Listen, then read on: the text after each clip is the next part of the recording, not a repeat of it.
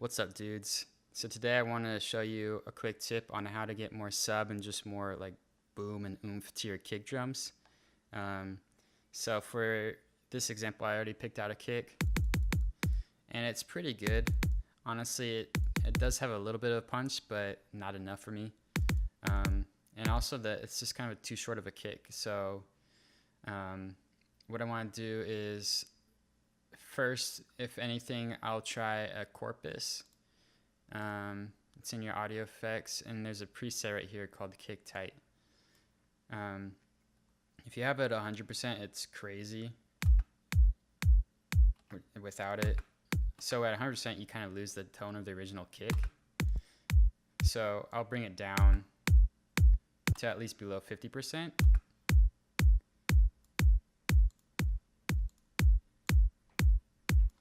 Like that.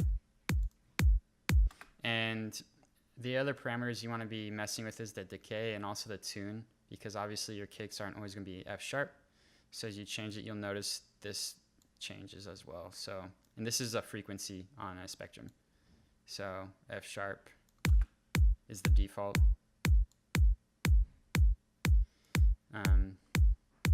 Yeah, that's what I'd reach for. And mess with the decay, as I said. The second thing I would reach for if I was trying to get more low end to my kicks would be to use the return track. So we'll use send A, put it all the way to 100, because what we're going to do is put a compressor on this return track, and the send is going to be feeding the compressor, right? And all we want to be focusing on this parallel compression is just the low end. So we'll filter it out to just have the low end in it. We'll probably change this later on as we fine tune it, but here's how to sound with it. We gotta change the threshold so it's getting in there. Change the attack so it's a little slower, and the reason you want it slower is so that some of the punch will get in before it starts compressing it. Put the release on auto and then change the ratio. Something like that. And if you notice, if you change the send, it'll change. See? So it's not feeding as much into the compressor. So just mess with those parameters. You can also affect just the return track to mix in how much you want. So you could go crazy on this, add tons, and mix it in like that. The third thing I would reach for if I was trying to get more boom would be the overdrive. And pretty much any saturation, but this one I like a lot. I have this preset already set up. I'll just show you compared to the regular default. All I did was just change the frequency and had the dry ride already pretty low. This just makes it simpler for me and quicker.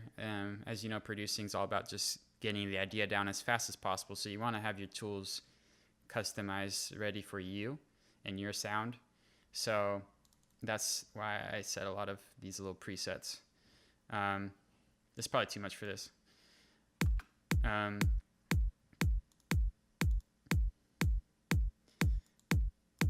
See here, it's doing a little bit without it, with it, and honestly, I feel like it adds more to the low mids, like 500, like this frequency. Let's say for me, honestly, I would probably only reach for this once I've already done all I can with the Corpus, because the Corpus is just so powerful. So bring this down right here, without it, with it. Just adds a little more oomph to the mids, and you can distort it, especially with like 808s. This can be crazy. You can add that crazy distortion to your 808s. So yeah, that's what I would do if I want to get more boom and more just oomph and whatever you want to call it to my kicks.